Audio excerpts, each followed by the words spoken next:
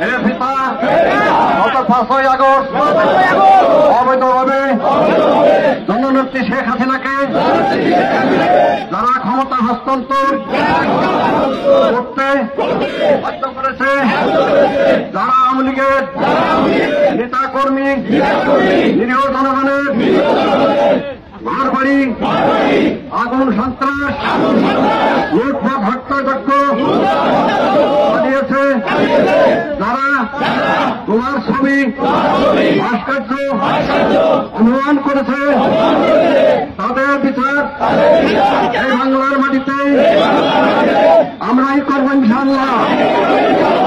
বাংলার জনতার নেত্রী শেখ হাসিনাকে দেশের সসম্মানে ফিরিয়ে না আনা পর্যন্ত আমরা কেউ রাজপথ আসবে না।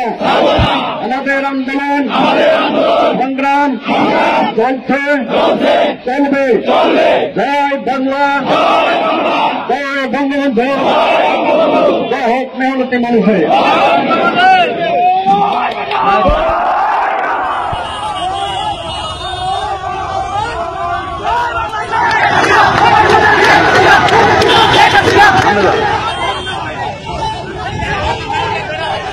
আঙ্গুল তুলেছে। বঙ্গবন্ধু সৈনিকেরা আর ঘরে বসে থাকবে না, শেখ হাসিনার সৈনিকেরা আর ঘরে বসে থাকবে না। আজকে সারা বাংলা আওয়ামী লীগ আজকে আমরা দখল করেছি। শুধু একটি কথা বলতে চাই, এই আন্দোলন আপনারা তৈরি করেছেন, প্রস্তুত থাকেন। এই আন্দোলনের শেষ আমলে তো ভালো ছিল, এখন তো আর ভালো নেই। আওয়ামী লীগ আসাই দরকার, আওয়ামী লীগ সরকার আসলে ভালো হতো। এখন পরিস্থিতি খুব ঘোলাটা, ইনকাম ভালো হচ্ছিল, কামাই ভালো, জীবনের নিরাপত্তা নেই এখন বর্তমানে, আগেও নিরাপত্তা ছিল।